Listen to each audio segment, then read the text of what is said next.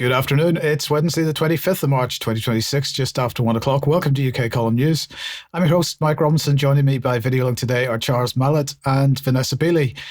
Later in the programme, we're going to have more on what we were reporting on 6 years ago today on the COVID scam. Vanessa's going to be covering her recent visit to the war zone in Lebanon and also asks, where did that Telegraph article go? Charles and I are going to be reporting on the continuing COVID-like psyop here in the UK over Iran, and I will have the latest on the merger between online safety and digital ID. But we're going to begin today with some UK column news, and that is that the long-promised return to print has happened at last with the launch of The Column, our new magazine. This is not a newspaper, it is a magazine. It's 128 pages and quite a bit of content in it. And it's frankly worth the cover value alone just for the caricatures of Brian, Charles, myself, and one or two others, but a host of content here. Charles, this has been quite a while coming, and we've been promising it for some time. It's going to be quarterly, what more can we say? Well, I think we can describe it as being absolutely worth the wait. And that will be a phrase worth bearing in mind, of course, because it's going to be quarterly. So once you've got your first issue, there will be a bit of a wait until the next one. But each time, I think that's a fantastic way to consider it. It will be absolutely a collectible, and it couldn't be more apposite in terms of content in the way that it reflects what's going on in the world now, but particularly the background to that, how we've got there. And I think from the UK column side, we've been talking a lot about expanding and about the way in which we are using the support of the UK column membership. And I think this is no finer demonstration of that because, of course, we've had to build our team, we've built our capacity and capabilities. But now I think this is yet another demonstration of how we're building our output. And this is at a time where every form or rather every aspect of our lives is being pushed into a sort of dreadful digital corridor. We're producing something in print, fantastically illustrated. We've seen that cover design from Germ and so many other contributions. And I think the array of everything that's covered in there, and of course it's wonderful that Vanessa has also made a really significant contribution to that too. So I'm terrifically excited about it, and I hope other people are. It is now on sale, it's in the shop, and yes, we do ship overseas. So to all of those people on various other sides of the world, this can be in your hands too. I mean, it's a massive moment, and I think a really, really significant time to be going into print. It is just as well it's quarterly because there's quite a lot to read, Charles. Yeah, there really is. There's a heck of a lot to read, but I mean, necessarily so. And I think this is something that we hummed and hawed about a little bit. And obviously there are pros and cons to each approach. We had thought about it being monthly, but I think the way in which we've done this, and I think it reflects the way in which UK Column does operate, in that we like to do our research in such a way that we really know what's behind every layer of everything. And I think to build up a picture from scratch and to put that level of detail and analysis into a composite piece that makes sense absolutely across the entire publication means that quarterly has been the way to go. Vanessa, I'd be interested to get your thoughts because obviously it was a little while ago that you wrote your article. It is still absolutely more relevant now than it was possibly at the time, but nonetheless, thank you for your contribution. But this is going to be fun moving forward with it. Yeah, I think it's fantastic. I can't wait to see UK Column in doctors' surgeries and all over the place, at airports, people reading it. And I hope you're going to provide a box set at the end of the first year.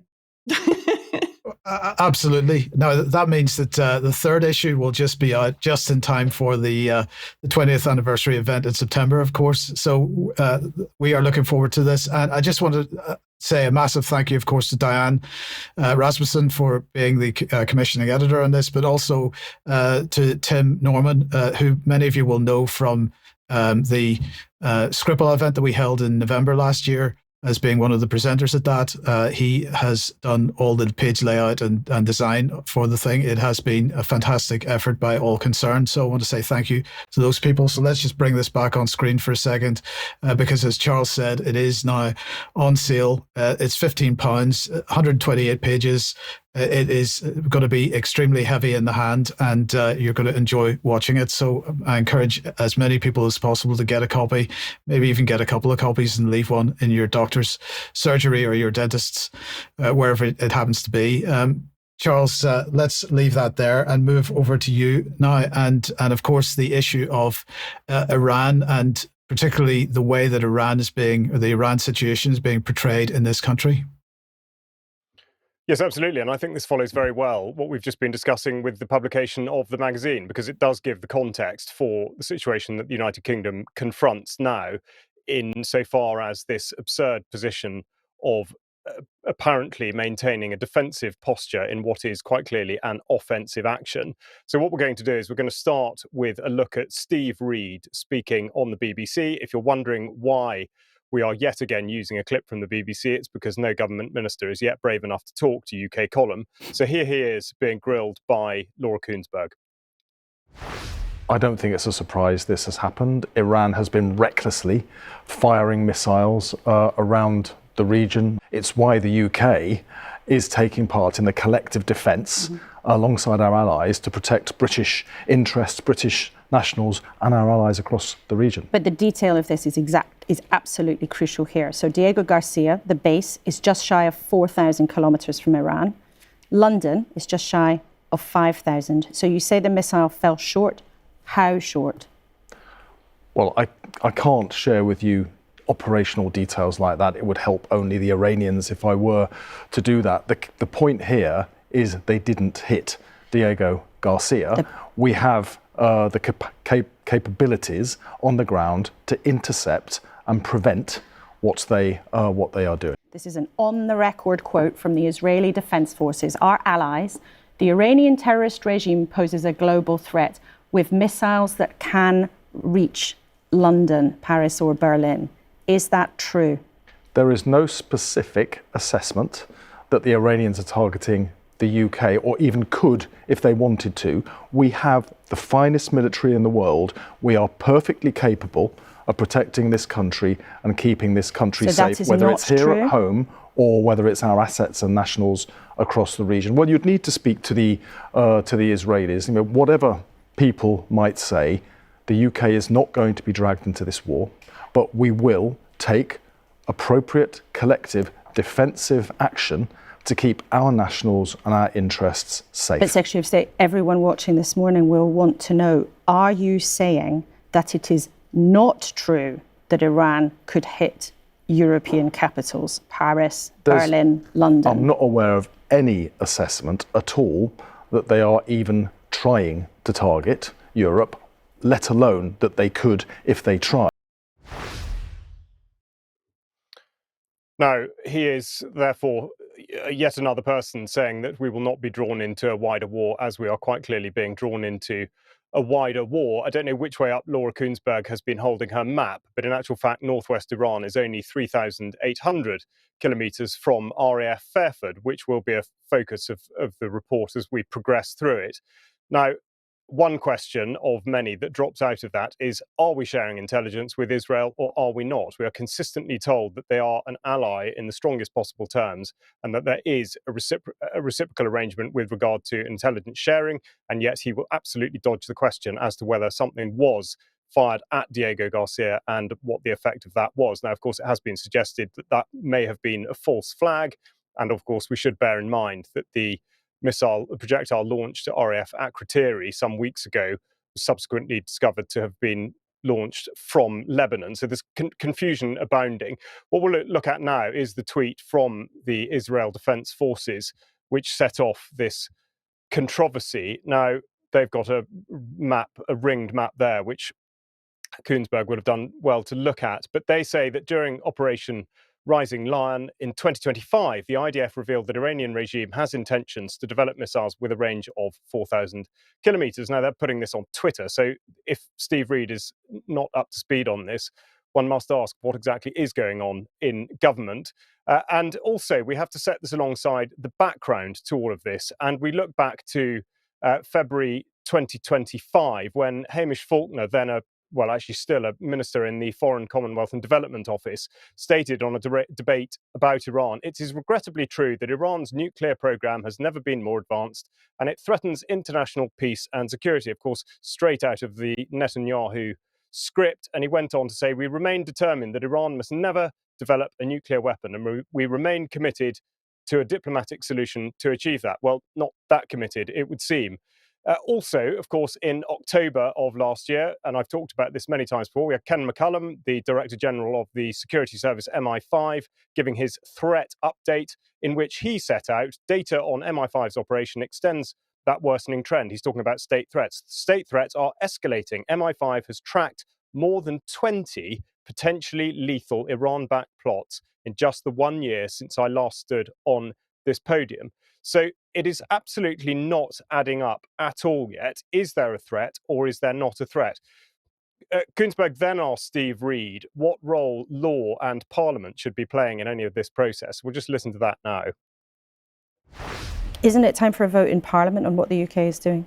Well, it would be unprecedented to call a vote in Parliament on defending British people and British assets. That is why we have security apparatus in place. I remember this is not back an in the day offensive. interviewing The UK did not take part in the initial offensive action because we didn't see that there was the legal basis for the UK to participate. There is no precedent for a vote in Parliament for defending British people. Someone wanted there to be a precedent. He was called Keir Starmer when he was running for the leadership of the Labour Party. Back then, I remember very clearly, he sat in an interview and said, "If I'm leader, there'll always be a vote on any military action." I don't think at any point the Prime Minister has believed that there should be a vote on defending British people who are under attack from a hostile state. Where's HMS Dragon? HMS Dragon will be on its way to the region. What happened there? It's still not there. Again, confusion upon confusion. I would say the standout clause from what he said is we didn't see there was the legal basis for the UK to participate. Of course, talking about the offensive action that was going ahead and making this absurd distinction between defensive and offensive actions in precisely the same engagement. Now, Laura Koonsberg effectively ripping into him about HMS Dragon, which of course was reported as being sorted in 6 days. It turned out not quite to be the case. The Royal Navy, however, have announced that now she has arrived in the Eastern Mediterranean, and they've put some text along this to accompany.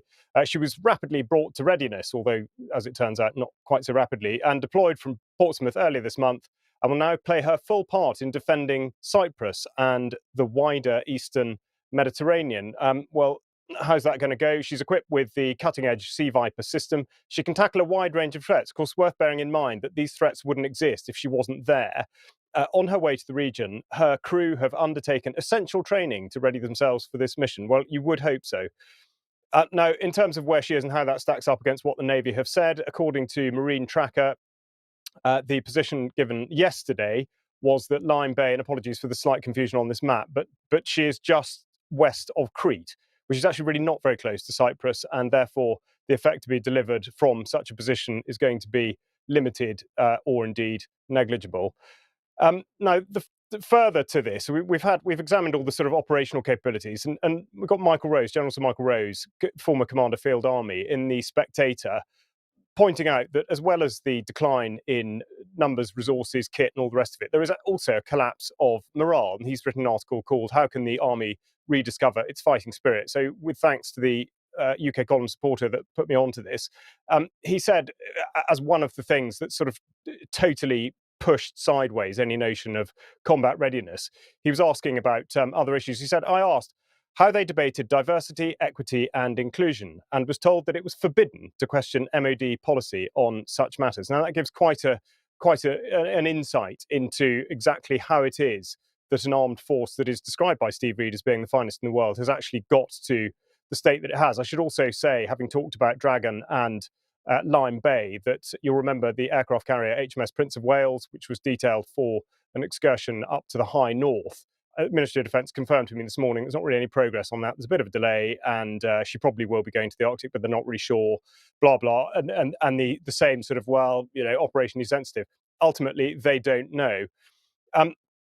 Now, next up, we have to look at the way in which the public's attitude is being presented by the media. And this is from the Wilson Gloss Standard. I went to RAF, as you're aware, a couple of weeks ago. And the only thing to have come out of the situation there, which is basically that a UK airbase is being used to strike Iran in what is being described by inference as unlawful by Steve Reed. And here we have a piece saying that plane spotters are causing traffic chaos. That is the level of apparent attention that the bombing of Iran from the United Kingdom has achieved. Of course, is this actually the case? Well, what a contrast when we cast our minds back, and with thanks to the Tribune for writing this up last year in an article entitled Red Keir and the Right to Protest. If we wind the clock back to the 1990s, we look at an instance whereby the Seeds of Hope activists, this was to do with the sales of British aerospace helicopters to Indonesia with which to target the East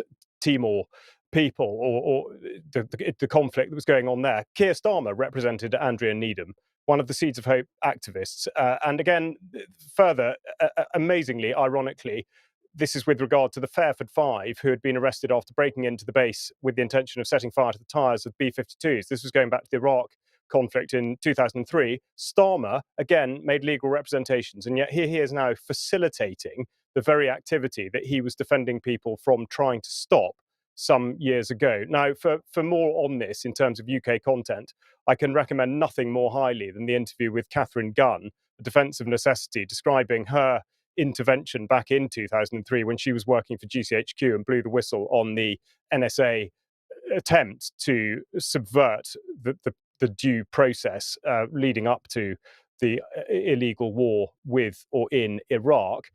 Further, based on the experiences I had in Fairford a couple of weeks ago, I spoke to Germ, which went out last night. So we've got a germ warfare episode on that. And then just in terms of what's sort of in store for the UK population, and again, with Mike's words in mind about COVID, we've got the International Energy Agency reporting on suggestions as to how the oil pressure could be eased, and this is going to have a ring of familiarity. In road transport, a combination of behavioural and policy measures, and of course many of these have been implemented in the past, just haven't they, just back in 2020. Working from home where possible.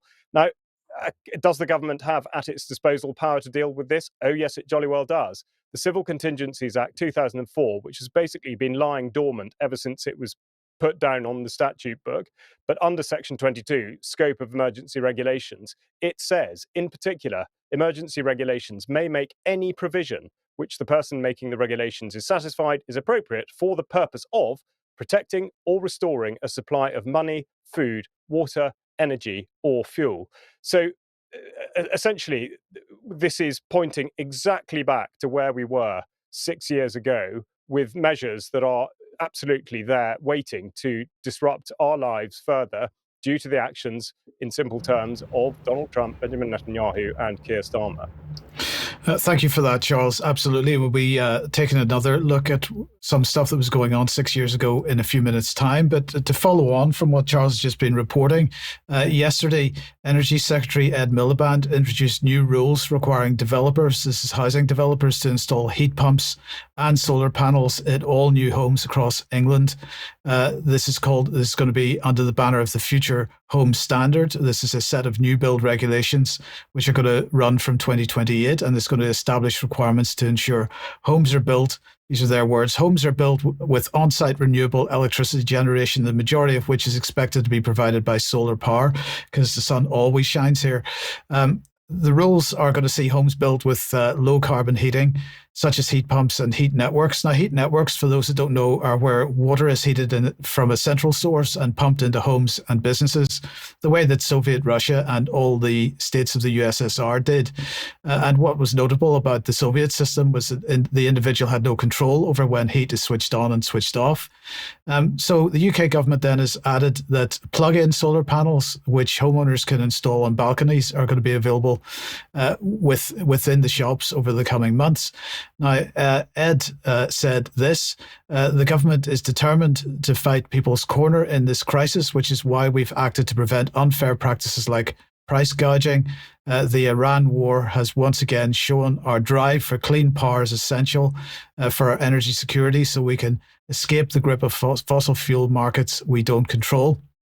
And Vanessa, just briefly, isn't it amazing how agendas which have been in the works for years get new momentum when others' agendas which have been in the works for years finally get going? Yeah, absolutely. We shouldn't be at all surprised by this. It's total opportunism on the back of the war that we're not involved in, allegedly. Yes, indeed. Well, look, let's come on to the war that we're not involved in, allegedly, and the continuing attacks on Lebanon. You visited the war zone a few days ago, so tell us what you saw.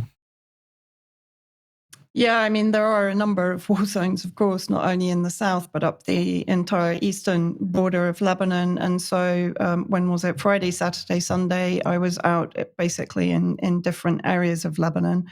And the article that's just been published at UK Column, of course, I recommend everybody reads it, was when I went to a very small town, population of 3,000 estimated. That was back in 2015. I would say it's a lot less now because everyone has actually evacuated under sustained bombardment from Israel since 2024. Now, basically, just to show you on the map where this is, it's in the western Bekaa. It's not very clear there, but yes, thank you. So there you can see it's about 50 kilometers from the border with Syria. So I could actually see the mountain range that divides Lebanon and Syria from where we were.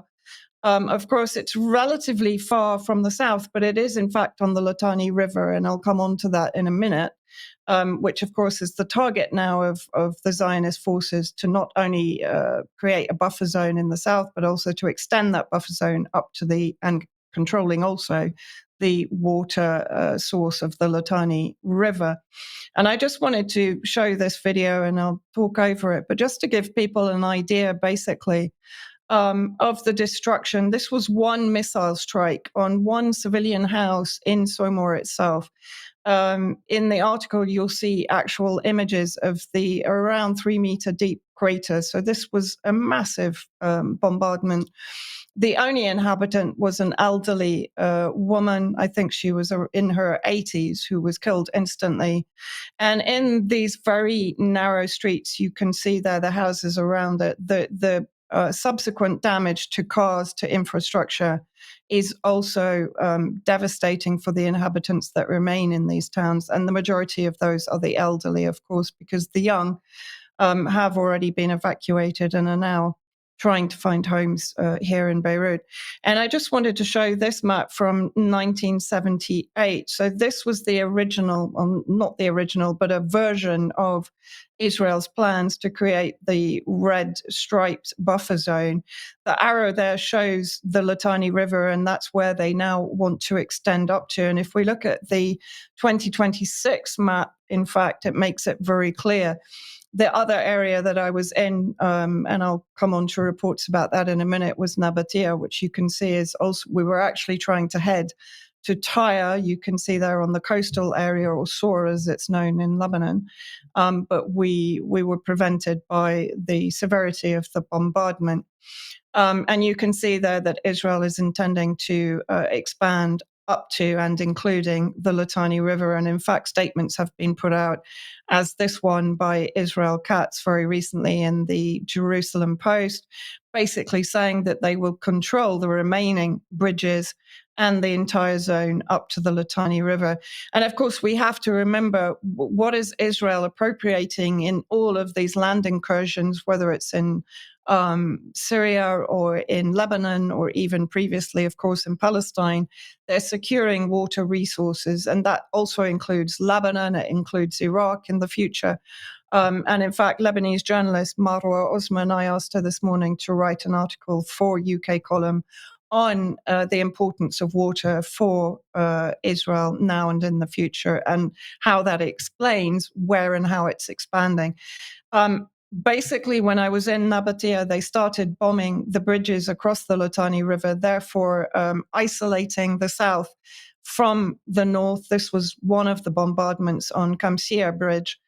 As you can see, they're using some fairly heavy warheads there to do so. And they have effectively now, I think, destroyed 5 of the main bridges. This, again, is another targeting. This was the road that we were actually intending to take. If we can just put the video up on screen. Do we have it?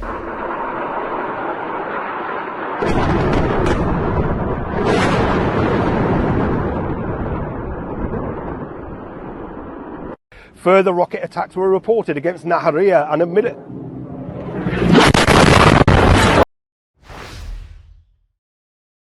And that was the targeting. I'm not sure if UK Column had already reported on that, of Steve Sweeney reporting for Russia Today, but just a demonstration of the danger of working in these zones. It's not like when I was in Syria and we were facing artillery fire from Al-Qaeda. This is constant bombardment by planes and totally indiscriminate. If we're in a car in the wrong place, we can be struck either by drones or by missiles from the planes that we can always hear above us.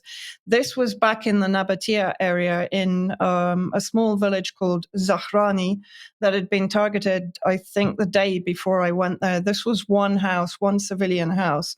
From the outside, it's not looking quite so bad, but this, again, was a civilian. He works for the water board, and he also drives the school bus.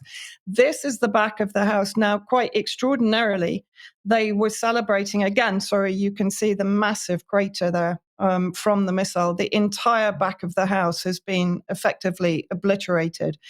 They were celebrating Iftar, or in fact, Eid, after Ramadan, and all the family were at the front of the house and survived only with injuries. They weren't eliminated. But in the same attacks on this town, I think 20 civilians were injured. Just to give this just gives an indication of the brutality and savagery of the Zionist strikes. Now, this was an ambulance that has been targeted. And it's worth noting, while I was in this area, I noticed that single ambulances were parked up in odd places, like outside burger bars in the middle of the town square, just parked up, and the ambulance drivers or medics were sleeping inside. And what they've actually done, because since March the 2nd, Israel has destroyed 128 medical facilities and ambulances, killed 40 healthcare workers, and wounded many others. And of course, at the same time, they're targeting, just as in Iran, just as they did in Syria, they're targeting scientists, professors, academics, and so on. And so the ambulance were parked in these strange places to avoid them all being together at the ambulance center so that they couldn't all be destroyed at the same time. And then finally, I don't know if people remember from, I think it was last week's report, this targeting in the southern suburbs of Beirut of a multi-story apartment block that brought the entire apartment block down. Well, I managed to get back to that district. And in fact, we drove through the whole of the Beirut suburbs. And again, to give an indication of the devastation from just one strike, this was an entire multi-story building reduced to rubble. And of course, the loss of homes, the loss of livelihood. There were cafes next to it that were also destroyed in the blast. And driving around the suburbs, the damage is just catastrophic. They're targeting gas pumps, fuel pumps. They're targeting residences, of course, civilian infrastructure, water.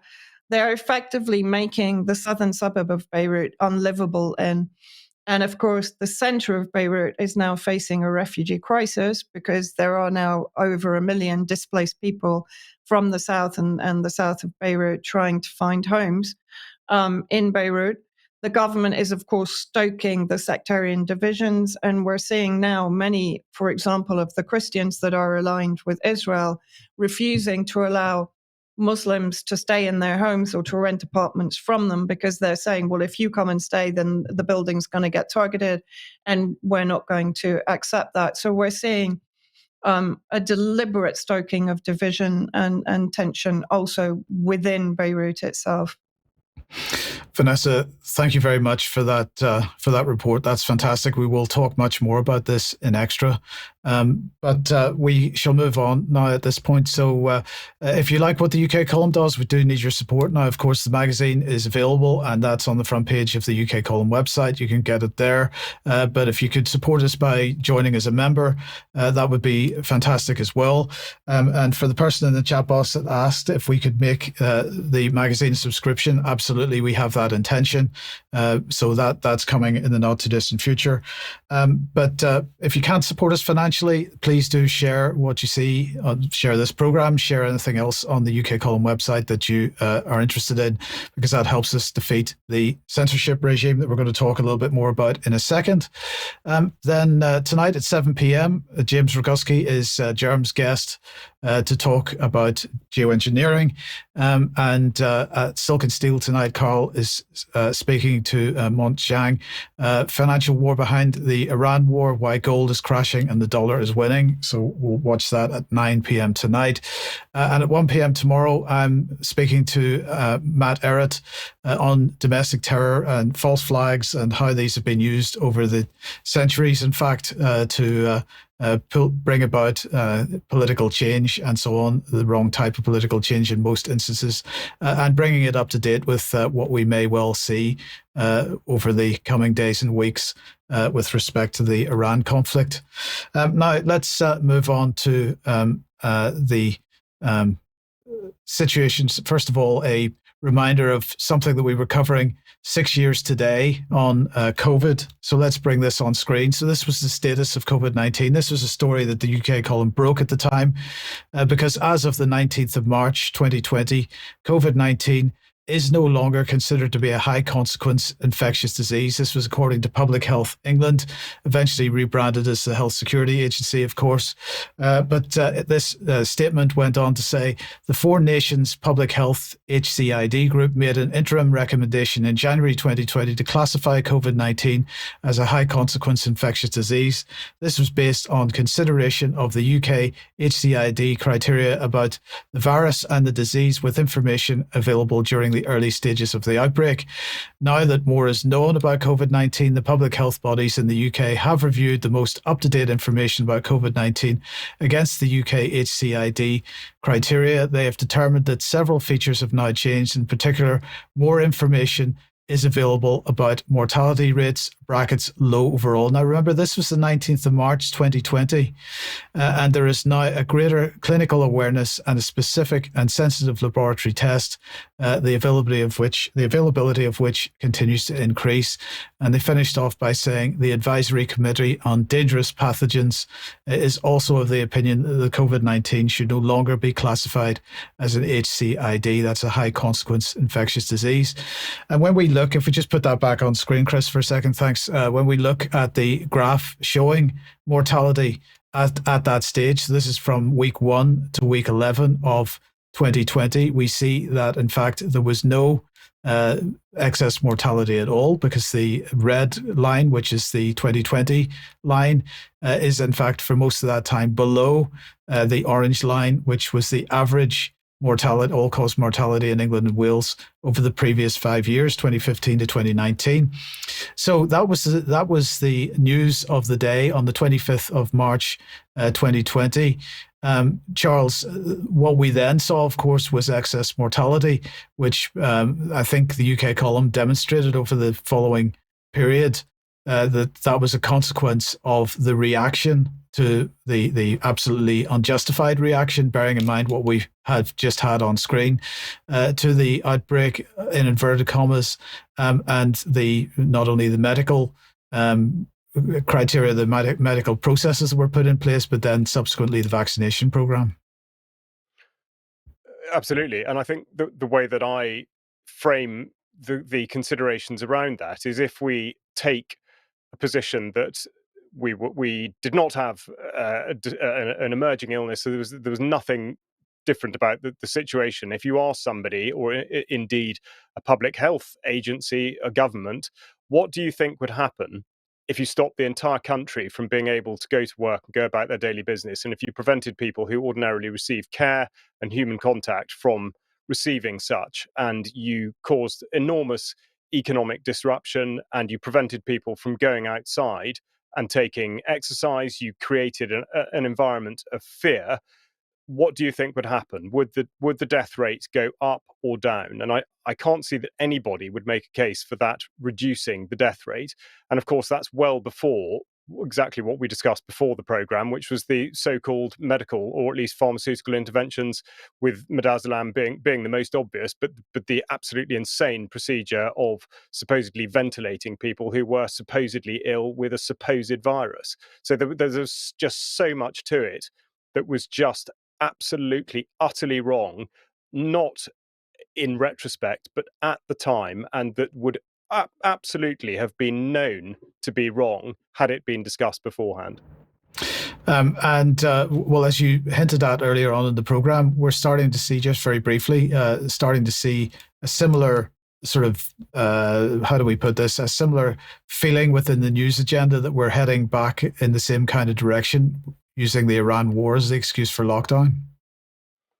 Yeah, we are. I mean, this is exactly it. The presentation of an existential threat, either at the national level or at the individual level. And to continue on this theme, I'm going to show now really the start of what can be described as one of the most shameful episodes in policing in recent times. Now, that's obviously up against some fairly stiff competition. And as I speak, I'm just going to run footage that was tweeted by Derbyshire police back in 2020 after the first lot of restrictions had come in and we were all supposed to stay at home and not go out and all the rest of it. And if you can't see the screen, then this is drone footage from the Peak District in Derbyshire, in which they have effectively, not by name, but certainly by image, they have shamed people who have gone out and about and enjoyed the countryside. And now, according to the threat as it was presented by the government, there is no possible way that this was contravening the health advice. And yet, because it was apparently not to follow the rule of staying at home, where supposedly you weren't meant to come into contact with anybody, this was considered to be an appropriate use of police resources and indeed messaging. Now, it was sort of slapped down fairly shortly afterwards, but I think it does beg the question, since the finish point for all of this was not essential, what from life or in life was considered essential at that point. And it is really repellent to many, both then and now, that police were in any way involved in this. And I will substantiate what I mean by this and by the action that police took, because it was set out very, very clearly in 2020 in a House of Commons Library publication entitled Coronavirus Enforcing Restrictions. And the text states, lockdown restriction enforcement was an operational matter for the police.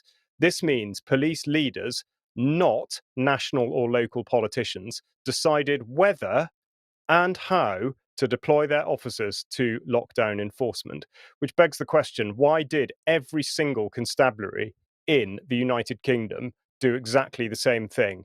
And where did operational independence disappear to? Well, we get an insight to that by looking at the minutes of the Chief Constable's Council meetings published by the National Police Chiefs Council, and in particular from Thursday the 4th of June 2020, in which it stated that the current government is very closely engaged in policing and has a number of demands that they want policing to deliver on. Now, this was in the context of how the COVID response via Optala had been managed. And they went on to say the COVID requirements have demonstrated the necessity to work as a service to be able to respond swiftly. Policing needs to be in a position to respond to demands on a long-term basis and be able to deliver these demands efficiently and effectively. Now, what they're talking about is a fundamental reframing of the relationship between the Home Secretary or the Home Office and the police. The police are supposed to have complete operational independence, and if you're already stretched, under-resourced, undermanned, underfunded, why on earth would you commit resources to what is being described as a public health emergency in which people could be frankly left to make up their own minds? Now, on the issue of undue influence, we need look no further than the Community Security Trust, who have just announced that the King is to become a patron They say that at the annual dinner, this was just this week, at the annual dinner last night, we announced that His Majesty the King had accepted our invitation to become a patron of the Community Security Trust. There's no mention of any others, but they've described him as being a patron, a powerful recognition of his long-standing support for the Jewish community and the fight against anti-Semitism. Now, if you're not necessarily clued up on the Community Security Trust, in effect, they own hate crime because of the relationship they struck up with the Home Office back in 2011, and they have a data sharing agreement where they are permitted insight into Home Office data that is afforded to no other group pertaining or related to any other religious body in the United Kingdom. They also conduct joint patrols with the police for the benefit, perhaps not exclusively, but primarily for people of Jewish faith. Now, this presents a number of very, very obvious issues. The Jewish Chronicle reporting this same story with a picture there of the king wearing a skull cap with the chief rabbi. And Lord Finkelstein gave the address that sort of celebrated the king's patronage. We can see our enemies very clearly, Finkelstein went on, but let's not forget how many friends we have. We have the greatest ally in our king. Now, that should be significant to people for many, many reasons, not least because the king is not being seen as the allies of all people in the United Kingdom, but also because there is such a specified nature of there being enemies, and essentially the idea that division is really the thing that needs to be concentrated on. And as if by miraculous coincidence, the Metropolitan Police published an appeal, which of course is now slightly out of date because arrests have been made, but about what has been described as an anti-Semitic arson attack on Jewish ambulances in Golders Green. How ambulances become Jewish has not yet been explained. But the fact is that Hatzola, the charity here that exists, effectively has the same methodology as the Community Security Trust. And this totally contravenes the way that first aid or indeed health care should be set out, which is by the International Committee for the Red Cross. And it should be based solely on need. So the suggestion that there should be prioritization of certain people due to their faith, again, flies in the face of what might be described as British values. Now, this leads on to other policing activities, which are frankly not going as well as they should be. And we get to the very real issue, and you will see how this is related, of fraud. Now, Operation Henhouse, the NCA and the City of London Police have been boasting, I would say crowing if it weren't such a terrible pun, but they've delivered their strongest results in a landmark year, saying they've claimed back more than 18.1 million in cash and asset seized. Now, that might seem like a large amount of money, but we only need look at the CFAS Fraudscape report from 2026, in which they state that fraud now accounts for almost 44% of all crime, and that the cost each year is 219 billion. So boasting about 18 million is really neither here nor there. Fraud is also increasingly digital, and 4 in 5 scams are now digitally enabled. And of course, the other thing to point out is that the use of synthetic identities is becoming industrialized, with criminals building convincing long-term profiles that blur the lines between real users and AI-generated imposters. Now, this has all been foisted upon the British population, one might say, as a direct result of what happened back in the early days of 2020, when people were stopped from going about their daily business and everything went online, including crime. So the police inability to deal with the problem now goes right back to the actions that they conducted with no grounds from 2020 onwards. Thank you for that, Charles. And again, looking at things that were happening in 2020 and seem to be still happening in 2026, let's bring this on screen. This is Dr. Rami Aladwan saying, I named Jewish supremacy. I opposed genocide, and now they're changing the law to strike me off the medical register.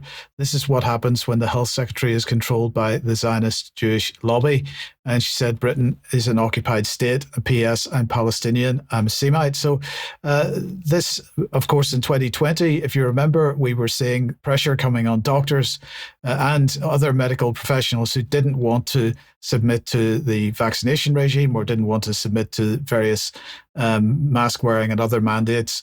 And pressure was on them at the time. Here we are 6 years later, that now it's anti-Semitism is the excuse. But again, we have people being put out of their jobs, apparently, or attempts to put them out of their jobs because they have a different view than the prevailing lobby. prefers people to have. So, a massive censorship here once again.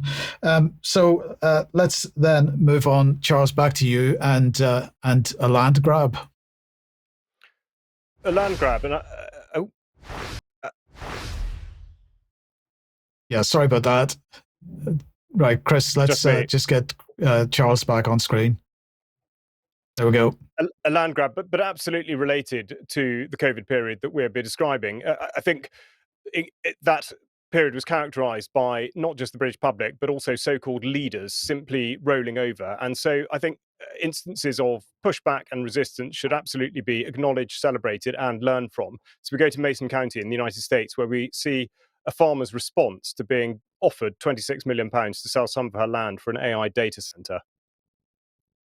If it's my way, I'll stay and hold and feed a nation. 26 million doesn't mean anything.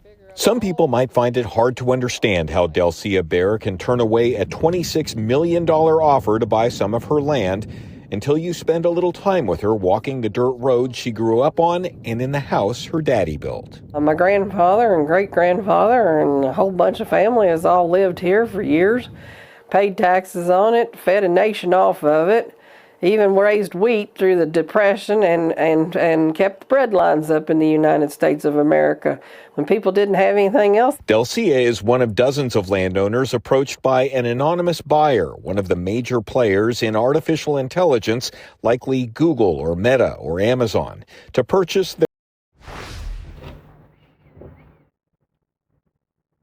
That was supposed to go on a little bit longer, but nonetheless, it was going to end on the lady's mother describing the entire thing as being a scam. So two people who absolutely see it for what it is.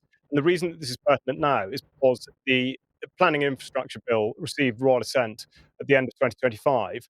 And related to this, we have to look at the Department for Science, Innovation and Technology talking about the delivery of AI growth zones. And essentially, this is the way in which legislation has been crafted in order to, they describe, protect land, but critically unblock planning decisions for AI growth zones through central government intervention. Now, that's word soup for we will do what we like because we've legislated to be able to do so. Invest in additional specialist AI data center planning capacity. So again, the whole system's being rigged in order that AI can assume control of all the infrastructure and all the utilities. They'll update the national policy guidance in order to give strong support. So they'll skew it in favor of AI and away from people wanting to go about their business. They will further streamline consenting for nationally significant infrastructure projects. And this is the critical part. Now, this pertains exactly to what came out from the Ministry of Housing, Communities and Local Government. And as I referred to earlier, the Planning and Infrastructure Bill, which of course is now an act. They say that it aims to ensure the balance of fairness in the assessment of compensation between authorities and landowners is fully considered. Now, what they're talking about is compulsory purchase orders in order to put up whatever it is they like. But they're talking about extending the power to remove hope value from compensation by directions introduced by the Levelling Up and Regeneration Act 2023. So in effect, this has been up-armoured by the Planning and Infrastructure Act, where town, parish or community councils are compulsorily purchasing land. So this should be regarded with deep suspicion and contempt, because not only is it setting the conditions for AI to be rolled out via the means of the data centers that the Americans just shown there were refusing, but also, although they set it out as being a positive outcome, what's described as the removal of hope value means that there's no developer's premium attached. So for the sake of argument, if the AI company themselves or developer had come to a landowner and said, I will develop or purchase land off you, there would be a premium attached to it, approximately perhaps up to £1 million an acre in the United Kingdom. Agricultural land, of course, is valued on average at about £7,000 an acre. And the government have legislated in order that when land is purchased compulsorily, that the lower figure, the agricultural value, is what is taken. So that is the level that the government has stooped to in order to roll out their plans, destroying the countryside whilst they claim to be rejuvenating and regenerating it. The hypocrisy is, as Mike would say, off the charts. Absolutely off the charts. And of course, not just destroying the countryside and destroying people's lives effectively, but of course, ultimately destroying everybody's life, because this is building the panopticon that they've acknowledged they're so desirous to see. Now let's just relate it, I suppose, in a sense, and move on to the censorship agenda. And this is Ofcom and the Information Commissioner's Office. They've published a joint statement about the main areas of interaction, as they describe it, between online safety and data protection as they relate to age assurance. Now, Ofcom and the Information Commissioner are working closely together on what they say is their shared goal of protecting children from online harm. And this is a nonsense statement, as I've said many times. But the joint statement is aimed at services likely to be accessed by children and in scope of the Online Safety Act and also the UK data protection legislation. It summarises key aspects of existing ICO and Ofcom age assurance policies in a practical way, they say, to help organisations comply with both the online safety and data protection obligations. So we'll just run through here what are considered to be highly effective in terms of age assurance, just to remind everybody. These are the types of things that the platforms can implement in order to be falling within the remit of the regime. So credit card checks, open banking checks, photo ID matching, facial age estimation, mobile network operator age checks, digital identity services like Yoti and the others, email-based age estimation. These are the ones that fall within what are described as highly effective age assurance. And not highly effective are things like self-declarations. Debit cards don't have an age limit on them, so they're not counted. And any kind of general contractual restrictions on the use of the service by children. In other words, when you sign up for Facebook, for example, it says you have to be over 13.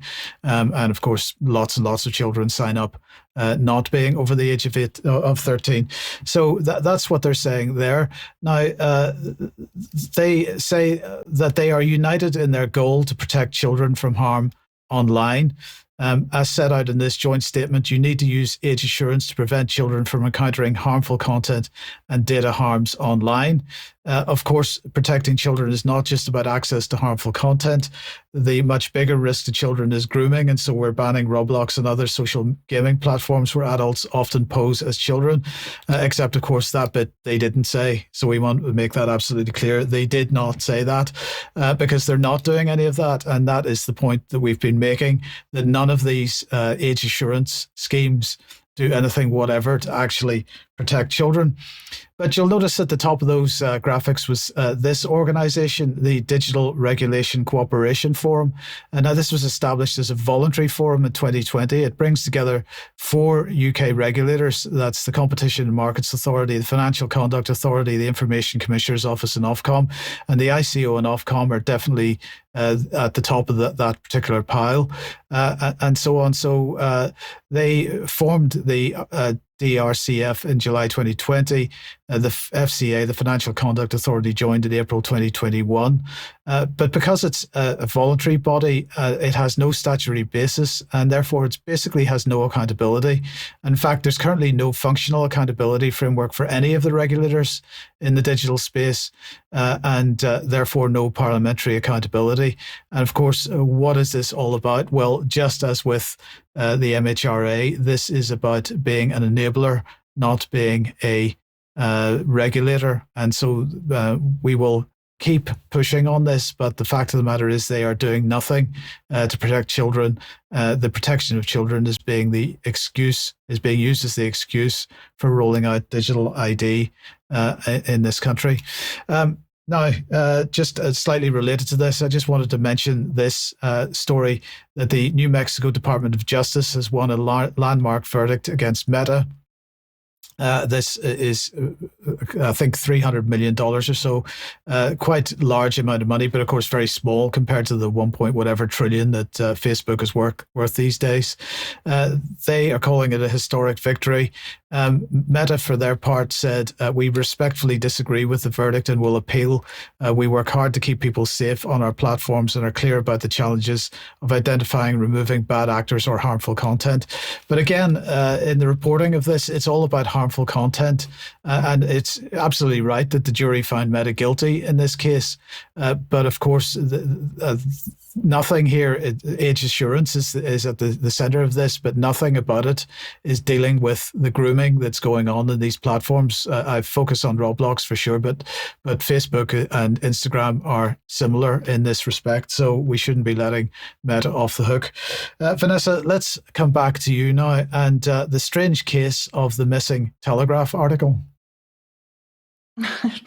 Yes, I first picked up on it when I saw this post on X. So if we can just put this up, it actually says the best headline ever: Christians and Hezbollah unite against the Epstein empire. And I mean, honestly, I did have a sharp intake of breath at that point that the Telegraph would publish anything with such a title, but it did. But unfortunately, when I clicked on the link, guess what I found?